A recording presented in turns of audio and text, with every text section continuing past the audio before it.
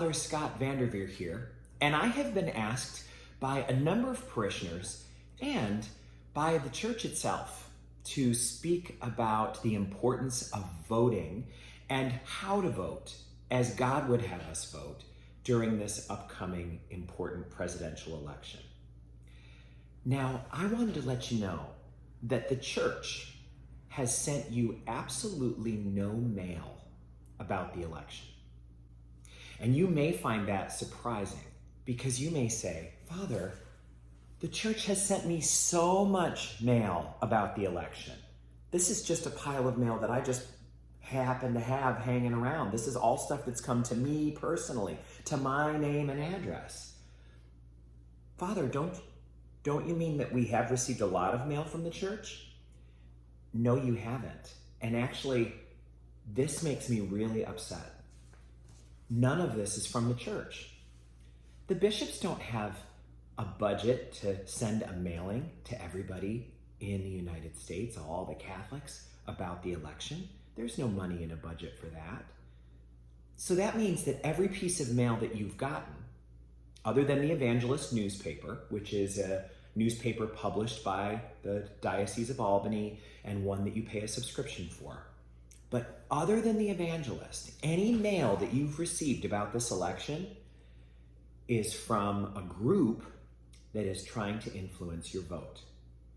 Now, I'm not going to accuse these groups of any evil or wrongdoing, but I can tell you, as a priest, reading a lot of the things that I've received, there's a lot of manipulation in there. There's a lot of twisting the truth, stretching and stretching and stretching. I know that if I weren't a priest, I would probably feel very forced to do what the mailings say. And I think there's something really important for all of us to talk about.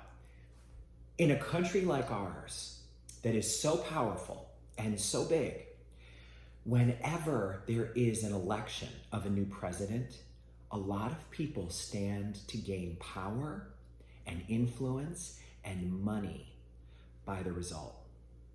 So there's a reason why we're being manipulated. There's a lot of power and influence and money at stake. So that makes me upset. And maybe it makes you upset too.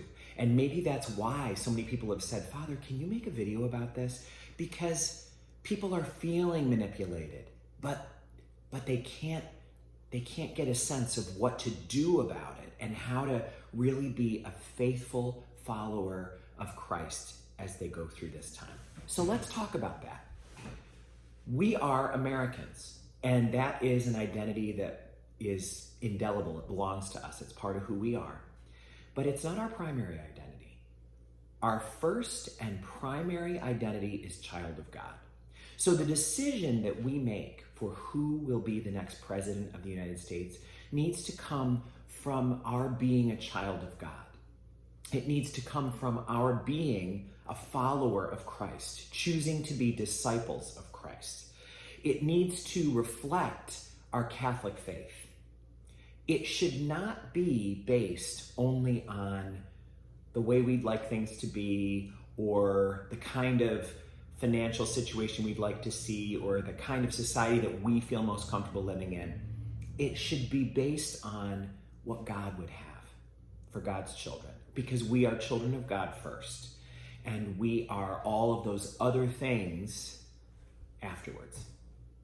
So here's one of the things that people are asking about.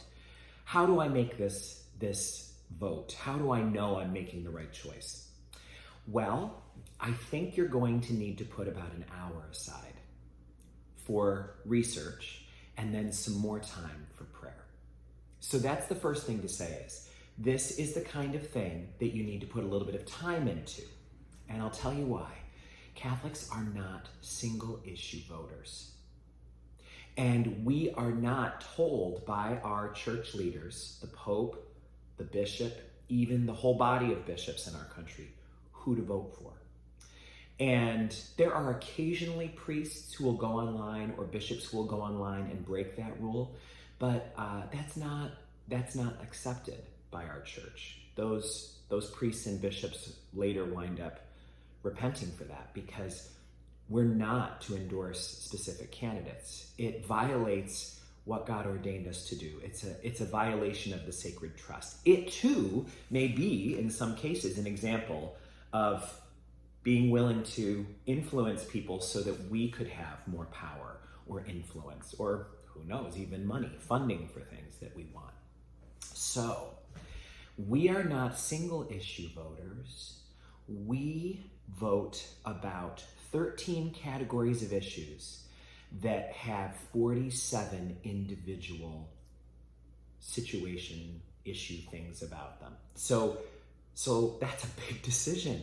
So no wonder you're going to need to take at least an hour to figure out what those issues are and what we are called as children of God, followers of Christ, Catholics, to do about that. So we are called to make a decision on who should be the next president, who should earn our vote, by our conscience.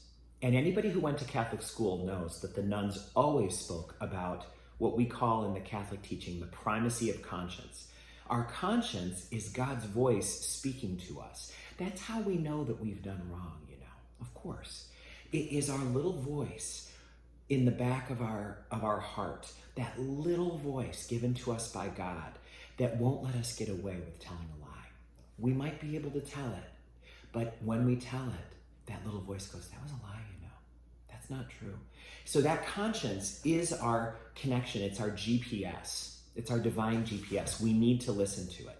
And the church says it is not a connection that can be strong and healthy unless it is directly connected to the teaching of the church. Because we Catholics believe that the Pope and the bishops working together are able to have God-given authority to teach and lead us. We are a family, and there is leadership in our family, and we are called to listen and learn from the teachings offered to us, from those who have been entrusted with the sacred duty of leading us. So our bishops have offered us a document called Forming Consciences for Faithful Citizenship that I've attached below this message. And it helps to outline how to make the right choice using timeless principles and not just passing fads or things that have been influencing us in the recent time. So the first thing it does is it introduces us to the 4 principles that Catholics use to decide about right and wrong in society. And they are: does it respect the dignity of every human being? Does it offer subsidiarity, which means that people are able to the best of their ability make their own choices in freedom rather than being told things from above? Does it promote the common good, the outcome that is best for most people, even if it involves occasionally having to do something difficult for the greater good? And does it promote solidarity, the idea that we are all children of God, all part of the same family? Those are the 4 principles on which all the teachings about social life in the church rest. And then those have been further broken down into 13 categories that are a part of American life. And I, for the forming of my conscience, wrote them down so that I would be able to take a look at them in front of me on paper. And here's what they are: human life and dignity, promoting peace, the role of marriage and family life in society, religious freedom, the preferential option for the poor, economic justice for those in need, healthcare, migration and immigration, Catholic education, promoting justice and eliminating violence, combating discrimination, caring for the earth, communications and media within the culture, and global solidarity for all the people who live in countries other than our own. Those are the 13 categories, and then they break down into 47 individual issues. So It's going to take an hour to read through those categories and issues, and then to try to figure out, what does each candidate believe about all 47 of those? Now, I've gone online trying to find a good guide for this, and can I tell you, there is so much money and power and influence at work this year. It is very difficult to find a good guide. The bishops do not publish a guide that allows you to see each candidate with each issue side by side. I wish they did, but I'm not finding that. And I went to the EWTN guide, which is very thorough and has a lot to offer, but it doesn't offer the issues side by side. I went looking for some others, and I wound up finding one that's called the Catholic Voter Guide.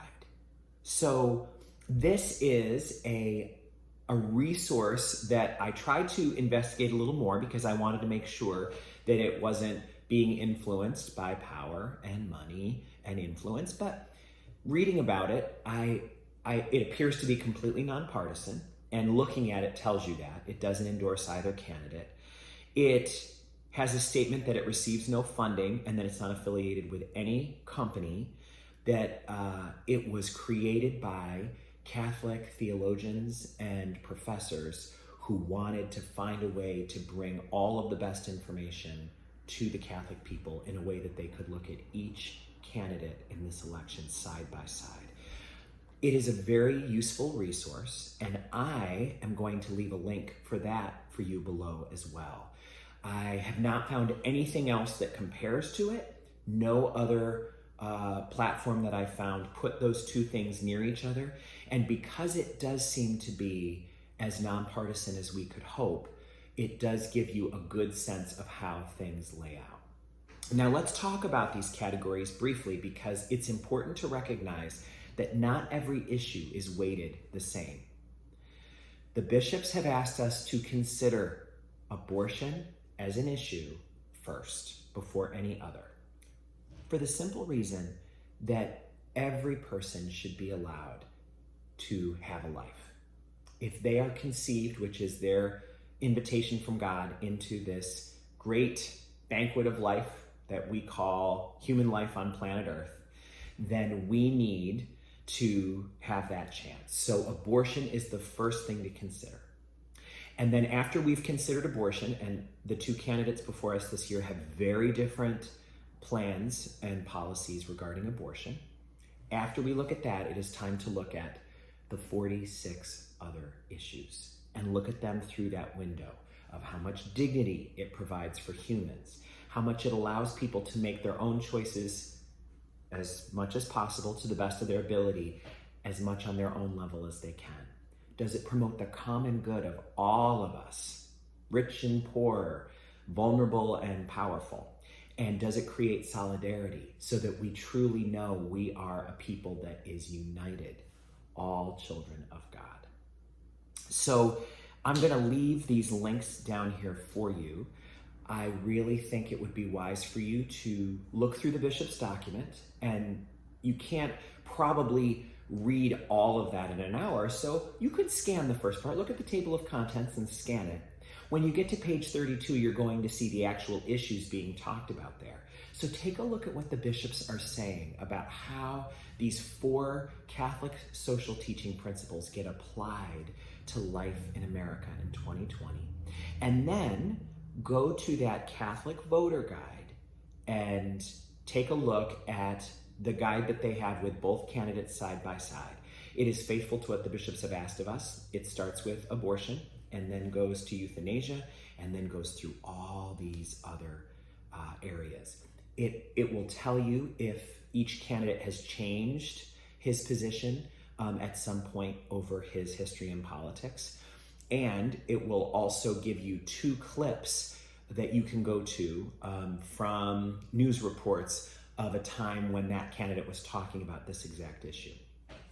But finally, I'd like to say this. A lot of us have lost our confidence that the news that we're getting is accurate. A lot of us are getting news from a news source that doesn't admit to having a bias but does. Then there's a whole bunch of other of us who get all of our news from Facebook or some other social media source. Or if you're an Apple phone user like I am, you swipe to the right and then there's all the news stories. But of course, they know what news stories you've read. So there's a formula, there's an algorithm that says if you give this person this story, they're likely to read it because it kind of fits the way they've already been reading about things. And that's how we wind up getting down the rabbit hole of not knowing whether we're getting pure, objective reality news or if we're getting what has been called so much it's almost become not a helpful term, but fake news, slanted news, biased news. So here's the last thing I would say to you as a spiritual leader, as a priest, and what I'm going to do.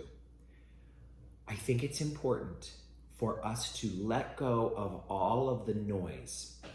Don't worry about what's written in mail that we've received that was unsolicited. Don't worry about the calls that you're getting from people who are calling trying to influence your vote.